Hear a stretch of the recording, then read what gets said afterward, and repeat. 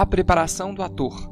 Capítulo 11. Adaptação. A primeira sugestão feita pelo diretor, depois que viu o grande cartaz Adaptação que o seu assistente pendurara, foi ao Vânia. Propôs-lhe este problema. Você quer ir a algum lugar. O trem parte às 2 horas. Já é 1 hora. Como conseguirá escapulir antes de acabarem as aulas? A dificuldade é que terá de enganar não somente a mim, mas também a todos os seus colegas. Como vai fazer? Sugeri que fingisse estar triste, pensativo, deprimido ou doente. Assim, todos perguntariam: o que é que você tem? Isso lhe daria a oportunidade de costurar alguma história, de modo a fazer-nos crer que ele de fato estava enfermo, deixando-o ir para casa. Isso mesmo, exclamou Vânia, exultante, e entregou a execução de uma série de miragens. Mas, depois de ter feito algumas piruetas, tropeçou e girou de dor. Ficou pregado no chão, com uma perna levantada e o rosto contorcido em dor. A princípio, pensamos que estava nos enganando e que isso fazia parte da trama. Parecia, entretanto, sofrer uma dor tão verdadeira que acreditei, e já ia ajudá-lo quando senti uma pequenina dúvida e tive a impressão de, pela fração mais ínfima de segundo, ver-lhe um brilhozinho nos olhos. Por isso, fiquei com o diretor enquanto os outros 2 iam acudi-lo. Não consentiu que ninguém lhe tocasse na perna. Tentou pisar com ela, mas berrou tanto com a dor que eu e Tortsov nos olhamos, como que dizendo: será verdade ou é fingimento? Com muita dificuldade, ajudaram Vânia a sair do palco, sustentaram-no por baixo dos braços e ele usou a perna sã. De repente, Vânia caiu numa dança veloz, estourando em gargalhadas. Foi formidável, isso eu senti de verdade. O riso sufocava-o. Foi recompensado com uma ovação e eu me dei conta, mais uma vez, dos seus legítimos dons. Vocês sabem por que aplaudiram? Perguntou o diretor. Foi porque ele encontrou a adaptação certa para as circunstâncias que lhe foram determinadas e executou seu plano até o fim com êxito. De agora em diante, usaremos essa palavra, adaptação, para significar tanto os meios humanos internos quanto externos que as pessoas usam para se ajustarem umas às outras, numa variedade de relações, e também como auxílio para afetar um objeto. Explicou ainda que o que entendia por agente ajustar-se ou conformar-se a um problema. É o que Vânia fez ainda agora. Para sair cedo da aula, usou de um arranjo, um truque, para ajudá-lo a resolver a situação em que estava. Então, adaptação quer dizer engano? Indagou Grisha. De certo modo, sim. De outro, é uma viva expressão de sentimentos ou pensamentos interiores. E terceiro, pode chamar para nós a atenção da pessoa com a qual queremos estabelecer contato. Em quarto lugar, pode preparar o comparsa, predispondo-o a reagir a nós. Quinto, pode transmitir certas mensagens invisíveis, capazes apenas de serem sentidas e não formuladas em palavras. E eu poderia mencionar uma quantidade de outras funções possíveis, pois é infinito o seu escopo de variedade. Vejamos este exemplo. Suponhamos que você, Kostya, ocupe um alto cargo e eu tenho que lhe pedir um favor. Preciso conseguir seu auxílio, mas você não me conhece absolutamente. Como farei para me distinguir dos outros que estão procurando obter sua ajuda? Tenho de galvanizar sobre mim sua atenção e controlá-la. Como poderei influenciá-lo para que adote uma atitude favorável a mim? Como atingirei sua mente, seus sentimentos, sua atenção, sua imaginação? Como poderei tocar a própria alma de uma pessoa tão influente?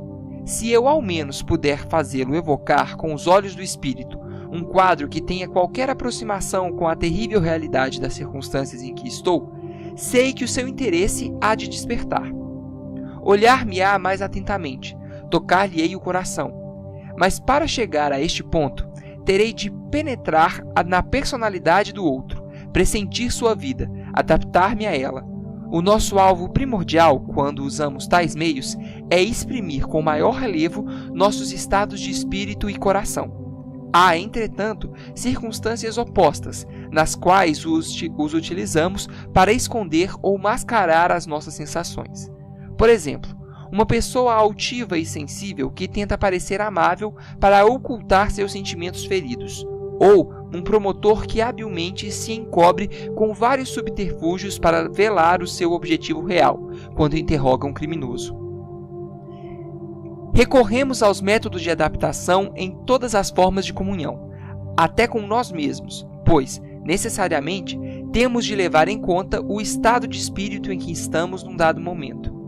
Mas, afinal de contas, existem palavras para exprimir todas essas coisas, disse Grisha.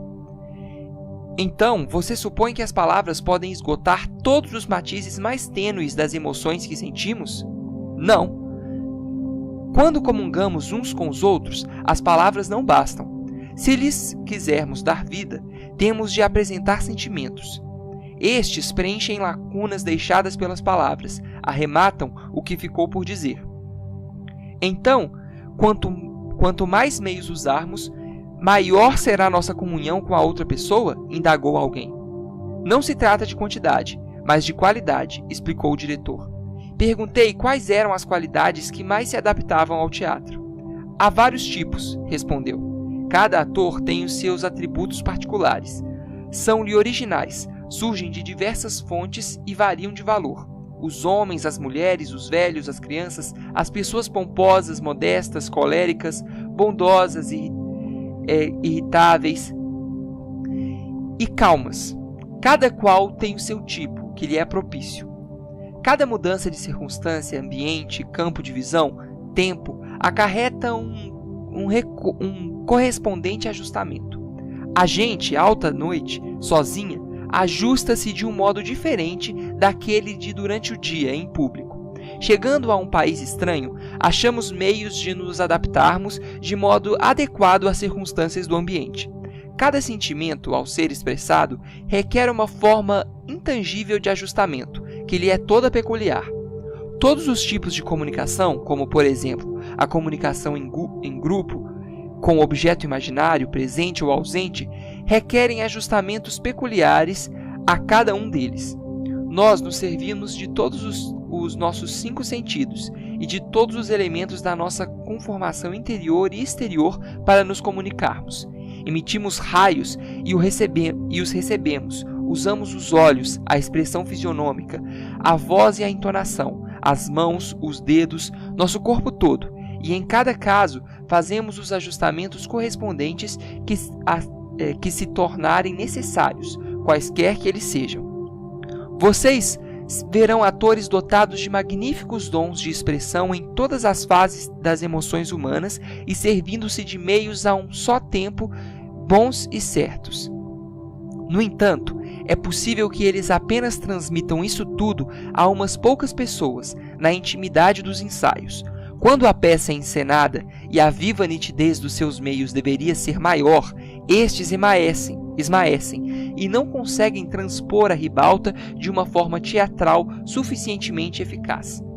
Há outros atores que têm o poder de fazer ajustes, vívidos, mas poucos, faltando-lhes variedade.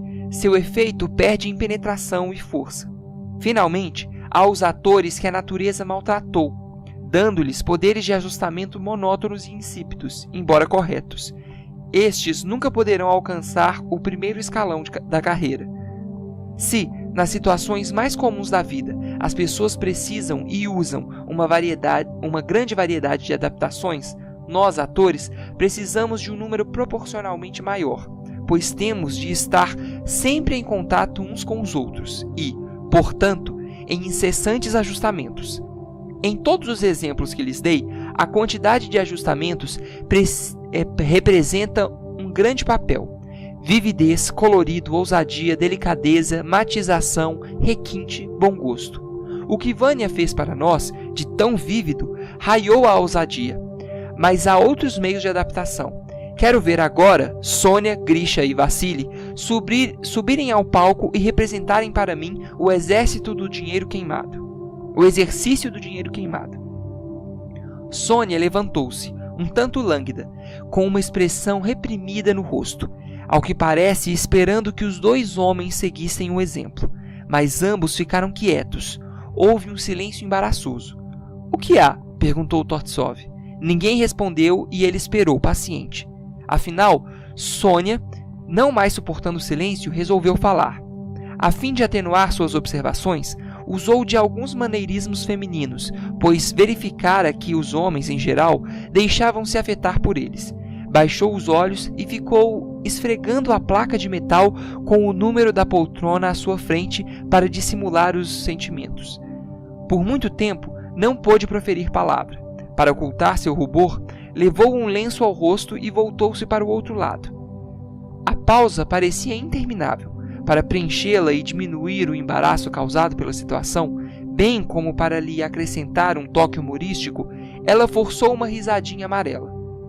"Já estamos tão fartos dele? Estamos realmente", disse. "Não sei como lhe dizer, mas, por favor, dê-nos um outro exercício e atuaremos." "Bravo, concordo. E agora não precisam mais fazer o exercício, pois já me deram o que eu queria", exclamou o diretor. "O que foi que ela lhe mostrou?" perguntamos. Enquanto Vânia nos deu uma adaptação atrevida, a de Sônia foi mais requintada, de tessitura mais fina, contendo elementos internos e externos.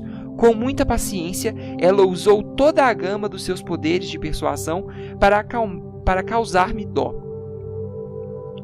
Usou com eficácia suas lágrimas e seu ressentimento.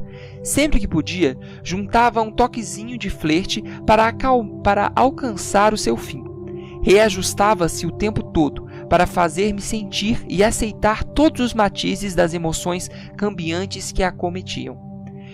Quando um não servia, experimentava outro, e um terceiro ainda, esperando encontrar o meio mais convincente de penetrar no âmago do problema. Vocês devem aprender a se adaptar às circunstâncias, à hora e a cada pessoa individualmente. Se tiverem de tratar com uma pessoa estúpida, terão de ajustar-se à mentalidade dela e de descobrir o meio mais simples de atingir-lhe a mente e o entendimento. Mas, se o tipo for esperto, terão de agir com mais cautela, usando meios mais sutis, para que ele não perceba suas artimanhas. Para provar-lhes como essas adaptações são importantes em nosso trabalho criador, permitam-me acrescentar que muitos atores de capacidade emocional limitada produzem, por meio dos seus vivos dons de ajustamento, efeitos mais fortes do que aqueles que, sentindo com mais profundidade e poder, não conseguem, entretanto, transmitir suas emoções senão palidamente.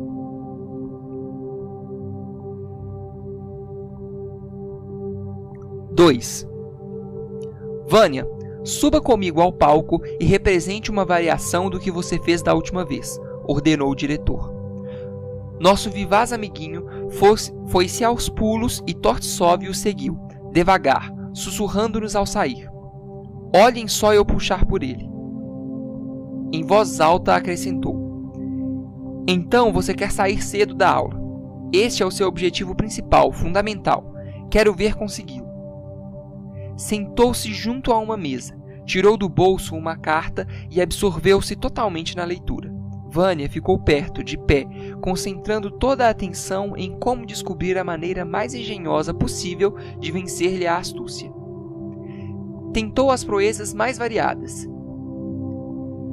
Mas Tortsov, como que de propósito, não lhe dava atenção. Vânia foi infatigavelmente em seus esforços. Por longo tempo ficou sentado, absolutamente imóvel, tendo no rosto uma expressão agoniada. Se Tortsov ao menos o tivesse olhado, então certamente se condoeria. De repente, Vânia se ergueu e precipitou-se para os bastidores. Dali a pouco voltou, andando com um passo seguro de um inválido e enxugando a testa como se estivesse banhada de suor frio. Sentou-se pesadamente ao lado de Tortsov, que continuou a ignorá-lo, mas atuava com vivacidade, com veracidade, e nós reagimos aprovativamente a tudo o que fazia. Depois disso, Vânia quase desfaleceu de cansaço, chegou mesmo a escorregar na cadeira para o chão, e nós rimos dos seus exageros, mas o diretor ficou impassível. Vânia pensou em outras coisas para nos fazer rir com mais força. Mesmo assim, o nome estranho ficou calado, sem lhe dar atenção. Quanto mais Vânia exagerava, mais alto era o nosso riso. Nossa alegria incitou-o a pensar em coisas cada vez mais divertidas para fazer, até que o Ktortsov aguardava. Compreenderam o que acaba de acontecer? Perguntou-nos, assim que nos conseguiu acalmar.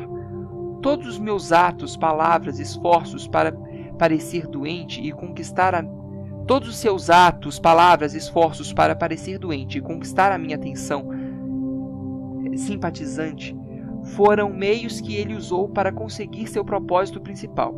No começo, o que confortava-se devidamente a esse propósito. Mas ai, assim que ouviu o riso da plateia, mudou de rumo completamente e passou a adaptar suas ações não mais a mim, que não lhe dava atenção, mas a vocês que manifestavam encantamento ante as suas estripulias. Seu objetivo agora passou a ser como divertir os espectadores.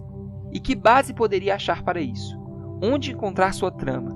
Como acreditar nela e viver dentro dela? Só podia recorrer ao teatro, e foi nisso que errou. A essa altura, os seus meios tornaram-se falsos, ao serem usados por seu próprio valor, em vez de o serem no devido papel de auxiliares. Vê-se muito no palco esse tipo de atuação errada. Sei de muitos atores capazes de fazer ajustes notáveis, mas que usam desses meios antes para divertir o público do que para transmitir seus sentimentos.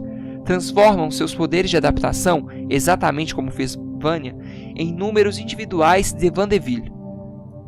Estão dispostos a sacrificar seu papel, como um todo, à excitação de arranhar uma salva de palmas, uma onda de gargalhadas. Muitas vezes, esses momentos particulares nada têm a ver com a peça. Naturalmente, em tais circunstâncias, essas adaptações perdem qualquer sentido. Então, vendo, portanto, que elas podem até constituir tentação para o ator, há papéis inteiros que estão crivados de oportunidades para o mau emprego das adaptações. Veja-se, por exemplo, a peça de Ostrovsky. Em todo sábio há bastante estupidez, e o papel do velho Mamayakev. Como não tem o que fazer, ele vive dando conselhos a todos que consegue pegar de jeito. Não é fácil ater-se a um objetivo único por toda a extensão de uma peça em 5 atos, pregar aos outros sermãos e mais sermãos e transmitir-lhes constantemente as ideias e sentimentos. Em tais circunstâncias, é facílimo cair na monotonia. Para evitá-lo, muitos atores nesse papel concentram esforços em todas as sortes de adaptações variadas da ideia central de pregar sermões aos outros. Essa infinita variedade de ajustamentos é, indubitavelmente, valiosa, mas pode ser prejudicial quando a ênfase é posta mais nas variações do que no objetivo. Estudando o funcionamento íntimo do cérebro do ator, vocês verão que o que acontece é que, em vez de dizer para si mesmo, visarei a tal e tal objetivo por meio de um tom severo, o que ele diz realmente é, quero ser severo. Mas, como fazem, não se deve ser severo, nem o que quer que seja só pela coisa em si. Se o forem, seus sentimentos e suas ações desaparecerão, sendo substituídos por outros, artificiais, teatrais.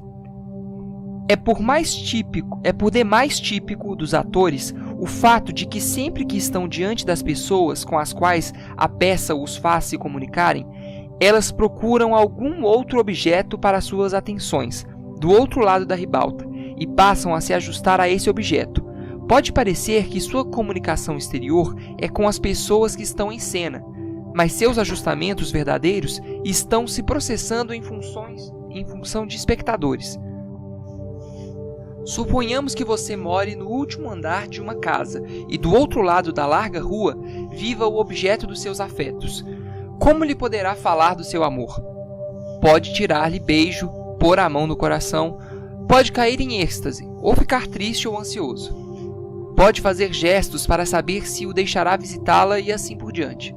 Todos esses ajustamentos ao seu problema devem ser expressados em tonalidades fortes, senão jamais atravessarão o espaço intermediário. Eis que surge uma oportunidade extraordinariamente favorável. Na rua não há viva alma. Ela está sozinha à janela. Em todas as outras janelas, as venezianas estão cerradas. Nada o impede de chamar. Sua voz tende a assumir um tom capaz de transpor aquela distância. Da outra vez que a encontra, ela vai descendo a rua de braço com a mãe. Como é que você aproveitará esse encontro tão perto para murmurar uma palavra, para suplicar-lhe, talvez, que venha vê-lo em algum lugar? A fim de adaptar-se às circunstâncias do encontro, você terá de fazer um gesto expressivo, mas quase imperceptível com a mão, ou, talvez, com os olhos apenas. Se tiver de usar palavras, que sejam quase inaudíveis. Você já está a ponto de agir quando, de repente, vê o seu rival do outro lado da rua e é invadido pelo desejo de lhe exibir seu sucesso. Você se esquece da mãe dela e berra, a plenos pulmões, palavras de amor. A maioria dos atores está sempre fazendo, impunemente, o que nós consideraríamos inexplicavelmente absurdo num ser humano comum. Colocam-se lado a lado com os seus comparsas no palco e, no entanto, ajustam todas as suas expressões faciais, gestos e ações não à distância entre eles e os outros atores, mas sim à distância entre eles e qualquer pessoa que estiver sentada na última fila da plateia. Mas eu devo mesmo ter consideração para com o pobre coitado que não pode comprar ingresso para as primeiras filas, de onde eu viria tudo, interrompeu Grisha. Seu dever primordial é o de adaptar-se a seu comparsa. Quanto aos pobres da última fila, temos um meio especial de alcançá-los. Impostamos a voz corretamente e usamos métodos bem preparados na pronúncia das vogais e das consoantes. Com a dicção certa, você pode falar tão baixo como se estivesse numa sala pequena e aquela pobre gente ouvi-lo-á melhor do que se você berrasse, principalmente se lhe estiver despertado o interesse naquilo que estiver dizendo e os tiver feito penetrar no sentido íntimo das suas palavras. Se declamar as suas palavras íntimas, que deveriam ser transmitidas num tom brando, perderão o significado, os espectadores não estarão dispostos a procurar-lhes o sentido mais além do seu som. Mas, mesmo assim, o espectador tem de enxergar o que está acontecendo, insistiu Grisha. Justamente com esse propósito, utilizamos uma ação lógica, coerente, bem delimitada e ajustada. É isto que faz com que o espectador compreenda o que se passa. Mas se os atores quiserem contradizer os próprios sentimentos interiores com gesticulações e poses que podem ser atraentes, mas não têm motivação verdadeira, então o público se cansará de segui-los, porque eles não têm relação visual alguma nem com os espectadores, nem com os personagens da peça, e porque facilmente se aborrecem com as repetições. Digo tudo isto para explicar que o palco, com toda a publicidade que o acompanha, tende a desviar os atores das adaptações normais, humanas, às situações, tentando-os a adotar as formas convencionais, teatrais. É justamente contra essas formas que temos de lutar com todos os meios disponíveis, até conseguirmos expulsá-las do teatro. 3. Hoje, Tortsov prefaciou suas observações com a declaração: as adaptações são feitas consciente e inconscientemente. Aqui tem um exemplo de ajustamento intuitivo como expressão de mágoa suprema. Em Minha Vida na Arte, há a descrição de como uma mãe recebe a notícia da morte do filho. Os primeiros instantes ela não disse nada, mas começou apressadamente a se vestir. Depois correu para a porta da rua e gritou: "Socorro!" Um ajustamento desse gênero não pode ser reproduzido nem intelectualmente, nem com o auxílio de nenhuma técnica. É criado naturalmente, espontaneamente, inconscientemente, no próprio instante em que as ações atingem o auge. No entanto, esse tipo tão direto, tão vivo e convincente, representa o método eficaz de que precisamos. Só com estes meios é que criamos e transmitimos a uma plateia de milhares de espectadores todas as nuances mais finas, quase imperceptíveis do sentimento. Mas o caminho único para chegarmos a essas experiências é o da intuição e do subconsciente. Como se destacam no palco esses sentimentos? que impressão indelével produzem na memória dos espectadores. E no que reside sua força? Na sua avassaladora imprevisibilidade. Quando se segue um ator num determinado papel, passo a passo, pode-se esperar que ele, a certa altura importante, diga as suas falas numa voz clara, nítida e séria. Suponhamos que, em vez disso, ele de todo inesperadamente adote um tom leve, alegre e muito suave, numa forma original de fazer seu papel. O elemento surpresa é tão curioso e eficaz que a gente se persuade de que essa nova fórmula é a única interpretação possível para aquele trecho. E nos perguntamos, como é que eu nunca pensei nisso? Nem imaginei que aquelas frases fossem tão significativas. Essa inesperada adaptação do ator deixa-nos assombrados e encantados. O nosso subconsciente tem sua própria lógica. Como achamos que as adaptações subconscientes são tão necessárias à nossa arte, pretendo discuti-las um tanto pormenorizadamente. As adaptações mais poderosas, divididas e convincentes, são fruto dessa artista que faz maravilhas, a natureza. São de origem quase que de todo subconsciente. Vemos que os maiores artistas se utilizaram dela. No entanto, nem mesmo essas pessoas excepcionais podem produzi-las a qualquer momento. Elas nos veem nos momentos de inspiração. Nas outras horas, as adaptações só são subconscientes em parte. Considerem o fato de que, enquanto estamos em cena, mantemos incessante contato uns com os outros e, portanto, os nossos ajustes recíprocos têm de ser constantes.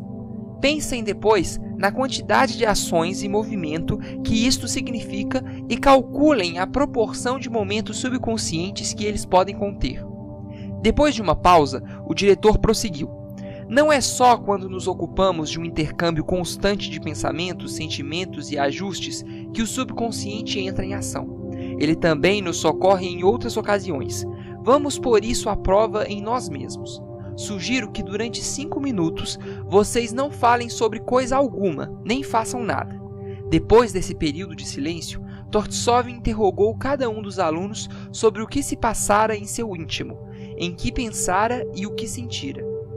Alguém disse que, por algum motivo, lembrara-se de súbito do seu remédio. O que isso tem a ver com a nossa aula? Perguntou Tortsov. Absolutamente nada. Quem sabe você sentiu alguma dor e ela o fez lembrar-se do remédio? Continuou o diretor. Não senti dor nenhuma. Como foi que uma ideia dessas pulou para sua cabeça? Não houve resposta. Uma das moças estivera pensando numa tesoura. Que relação tinha ela com o que estamos fazendo? Indagou Tortsov. Nenhuma. Nenhuma que eu saiba. Você talvez notou algum defeito em seu vestido, resolveu consertá-lo e isso a fez pensar na tesoura? Não, minha roupa está toda em ordem, mas deixei minha tesoura numa caixa com umas fitas e tranquei a caixa em minha arca. De repente me passou pela cabeça. Espero que eu não esqueça onde a guardei. Então você simplesmente pensou na tesoura e depois raciocinou sobre a causa. Sim, eu de fato pensei primeiro na tesoura. Mas ainda não sabe de onde surgiu a ideia, antes de mais nada? Prosseguindo as suas investigações, Tortsov descobriu que Vassili, durante o período de silêncio, estivera pensando num abacaxi, ocorrendo-lhe que a casca escamosa e as folhas pontudas o tornavam muito semelhante a certo tipo de palmeira. O que pôs um abacaxi no primeiro plano do seu cérebro? Comeu algum desses esses dias? Não. Onde é que vocês todos foram buscar esses pensamentos sobre remédios, tesouras e abacaxis? Quando reconhecemos que não sabíamos, o diretor disse: todas essas coisas saem do subconsciente de vocês. São como estrelas cadentes. Depois de um momento de reflexão, voltou-se para Vassili e disse: ainda não compreendi porque você, enquanto nos falava sobre aquele abacaxi, ficou se contorcendo e adotando gestos tão estranhos. Eles não acrescentavam nada à sua história do abacaxi e a palmeira. Estavam exprimindo alguma outra coisa. O que era? O que é que havia por trás da expressão intensamente pensativa dos seus olhos e do ar sombrio de seu rosto? Qual era o sentido do desenho que você traçou no ar com seus dedos? Por que olhou tão significativamente para cada um de nós e depois sacudiu os ombros? Que relação havia entre isso tudo e o abacaxi. O senhor quer dizer que eu estava fazendo todas essas coisas? Perguntou Vassili. Quero sim, senhor, e também quero saber o que você estava exprimindo. Deve ter sido espanto, disse Vassili. Espanto por quê? Pelos milagres da natureza? Talvez. Então eram aqueles os ajustamentos às ideias que a sua mente lhe sugeriu. Mas Vassili ficou mudo. Será possível que a sua mente, que de fato é inteligente, possa ter lhe sugerido tamanhos absurdos? Disse Tortsov. Ou foram seus sentimentos? Nesse caso, você deu forma física exterior à sugestão feita pelo subconsciente? Em qualquer desses casos, tanto quando teve a ideia do abacaxi, como quando se ajustou a essa ideia, você passou por uma região desconhecida do subconsciente. Devido a um estímulo ou outro, uma ideia vem à sua cabeça. Naquele instante, ela atravessa o subconsciente. Em seguida, você considera essas ideias e depois, quando tanto a ideia como seus pensamentos sobre elas são postos em forma física tangível, você passa mais uma vez, durante uma fração infinitesimal do tempo, pelo subconsciente. Cada vez que faz isso, os seus ajustamentos, quer no todo, quer em parte, absorvem dele algo de essencial. Em todo o processo de intercomunicação que necessariamente envolva ajustamentos, tanto o subconsciente como a intuição representam um grande papel, se não o principal. No teatro, a sua importância acentua-se extraordinariamente. Não sei o que a ciência diz sobre esse assunto. Posso apenas compartilhar com vocês aquilo que senti e observei em mim mesmo. Após uma investigação prolongada, posso afirmar agora que na vida comum não encontro ajustamento consciente algum que não contenha em si algum elemento do subconsciente, por mais tênue que seja. Por outro lado, no palco, onde teria de supor que preponderassem os ajustamentos intuitivos subconscientes, encontro quase sempre adaptações completamente conscientes. São os carimbos do ator. Encontramo-los em todos os papéis que já estão surrados pelo uso. Cada gesto é, em alto grau, consciente de si mesmo. Podemos concluir, então, que o senhor não está disposto a aprovar nenhum ajustamento consciente em cena? Perguntei. Não esses que mencionei ainda agora e que se tornaram nada mais que clichês. No entanto, devo reconhecer que me dou conta do caráter consciente de certos ajustadores quando foram sugeridos por fontes externas, pelo diretor, por outros atores ou por amigos que dão conselhos, solicitados ou não. Essas adaptações devem ser usadas com o máximo cuidado e bom senso. Nunca se devem aceitar na forma em que lhes são apresentadas. Não se permitam copiá-las simplesmente. Vocês têm de adaptá-las às suas próprias necessidades, apossar-se delas, torná-las parte de vocês mesmos. Fazer isto é o mesmo que empreender uma grande obra, que envolve todo um novo jogo de circunstâncias dadas a estímulos. Devem apreendê-la tal como faz um ator quando vê, na vida real, alguma característica típica que ele deseja incorporar num papel. Se apenas a copiar, incidirá no erro de uma atuação superficial e rotineira. Que outros tipos de adaptação existem? Perguntei. Ajustamentos mecânicos ou motores? Respondeu Tortsov. O senhor quer dizer clichês? Não é a eles que me refiro. Deviam ser exterminados. Os ajustamentos motores são subconscientes, semiconscientes e conscientes quanto à origem. São adaptações normais, naturais, humanas, levadas ao ponto de adquirirem um caráter puramente mecânico. Deixe-me dar-lhe um exemplo. Vamos supor que, ao interpretar certo papel característico, você use ajustamentos reais, humanos, nas suas relações com os outros que estão em cena. Entretanto, grande parte desses ajustes nascem do personagem que você está interpretando e não partem diretamente de você. Essas adaptações suplementares aparecem espontaneamente, involuntariamente, inconscientemente, mas o diretor apontou-as a você e depois disso você tem noção delas. Elas se tornam conscientes e habituais. Integram-se à sua própria carne e no sangue do personagem que você está representando, cada vez que vive o papel. Finalmente, esses ajustamentos suplementares tornam-se atividades motoras. Então são estereótipos? Indagou alguém. Não, deixe-me repetir. Uma atuação de carimbo é convencional, falsa e sem vida. Sua origem está na rotina teatral. Ela não transmite nem sentimentos, nem pensamentos, nem quaisquer imagens características dos seres humanos. Os ajustamentos motores, pelo contrário, foram originalmente intuitivos, mas tornaram-se mecânicos sem sacrifício da sua virtude de naturalidade. Permanecendo orgânicos e humanos, eles são a antítese do carimbo. 4. A etapa seguinte é a questão dos meios técnicos que podemos empregar para estimular as adaptações, anunciou o diretor, entrando hoje na sala, e passou a estabelecer um programa de trabalho para a aula. Começarei com as adaptações intuitivas. Não há uma passagem direta para o nosso subconsciente. Por isso, usamos vários estímulos que induzem um processo de viver o papel, o que, por sua vez, cria inevitavelmente a inter-relação e os ajustamentos conscientes ou inconscientes. Essa é a passagem direta. E o que mais, vocês perguntam, podemos fazer nessa região onde o nosso consciente não pode penetrar? Abstemo-nos de interferir com a natureza e evitamos desobedecer às suas leis.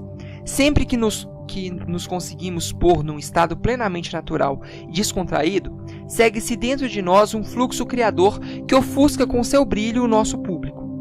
Lidando com os ajustamentos semiconscientes, as condições são outras. Aqui podemos utilizar um pouco a nossa psicotécnica. Digo um pouco porque, mesmo nisso, as nossas possibilidades são restritas. Tenho uma sugestão prática a fazer e creio que posso explicá-la melhor com um exemplo. Lembram-se de quando Sônia me persuadiu jeitosamente a não forçá-la a fazer o exercício e como repetia várias vezes as mesmas palavras, usando em grande variedade de adaptações? Quero que vocês façam a mesma coisa, com uma espécie de exercício, mas não usem os mesmos ajustamentos. Já perderam o efeito. Quero que descubram outros, novos, para substituí-los, conscientes ou inconscientes.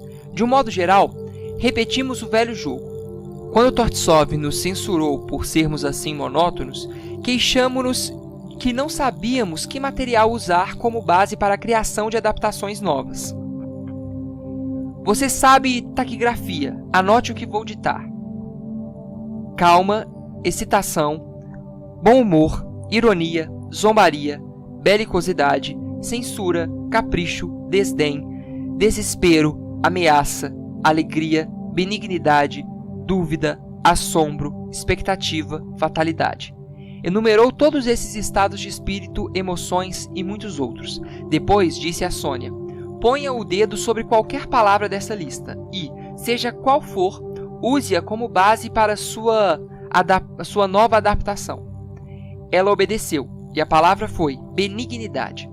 Agora, use algumas cores novas em lugar das velhas, sugeriu o diretor. Ela conseguiu dar a nota certa e encontrar uma motivação apropriada, mas Leão brilhou mais do que Sônia. A sua voz rimbombante ficou untuosa e toda a sua gorda face e figura transudavam benignidade. Rimo-nos todos.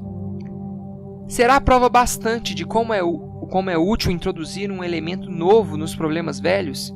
Perguntou Tortsov. Sônia, então, pôs o dedo em outra palavra da lista. Desta vez, a escolha foi belicosidade. Com uma capacidade muito feminina de implicância, pôs mãos à obra. Desta vez foi superada por Grisha. Ninguém pode com ele em se tratando de persistência argumentativa. Aí tem novas provas de eficácia do meu método, disse Tortsov contente, e passou a executar exercícios análogos com todos os outros alunos. Ponham nessa lista qualquer outra característica de humor humano que quiserem e verão que todos eles servirão para lhes proporcionar novas cores e tonalidades para quase todos os intercâmbios de pensamento e de sentimentos. Os contrastes fortes e o elemento do inesperado também ajudam. Este método é muitíssimo eficaz nas situações trágicas e dramáticas. Para acentuar a impressão, no momento particularmente trágico, pode se rir de repente, como quem diz: essa perseguição do destino contra mim chega a ser ridícula. Ou, num desespero deste eu não posso chorar, só rir. Pensem só no que será exigido do aparelhamento facial, vocal e físico de vocês para que possa reagir às nuances mais tênues desses sentimentos subconscientes. Que reflexibilidade de expressão, que sensibilidade, que disciplina! Os seus poderes de expressão, como artistas, serão postos à prova, até o último limite, pelos ajustamentos que vocês terão de fazer na relação com os outros atores em cena. Por este motivo, terão de dar um preparo adequado aos seus corpos, rostos e vozes. Digo agora apenas de passagem, e porque espero que isto os fará mais cônscios da necessidade dos exercícios de cultura física, dança, esgrima e impostação de voz. No devido tempo, examinaremos com maior detalhe o cultivo dos atributos externos de expressão. Assim que acabou a aula, quando Tortsov se erguia para sair, o pano subiu de repente e nós nos deparamos com a sala de estar de Maria, toda decorada. Quando fomos ao palco inspecioná-la, vimos nas paredes cartazes dizendo: tempo, ritmo interior, caracterização interior, controle e acabamento, ética e disciplina interiores, encanto dramático, lógica e coerência. Há vários cartazes por aí, disse Tortsov, mas, por enquanto, as minhas observações sobre eles têm de ser breves. No processo criador há muitos elementos necessários que ainda não selecionamos. O meu problema é como poderei falar sobre eles sem fugir ao meu método habitual, que é o de primeiro fazê-los sentir o que estão aprendendo por meio de um vivo exemplo prático para depois chegar às teorias. Como poderei discutir com vocês agora o tempo-ritmo interior invisível ou a invisível caracterização interior? Que exemplos lhes posso fornecer para ilustrar de modo prático as minhas explicações?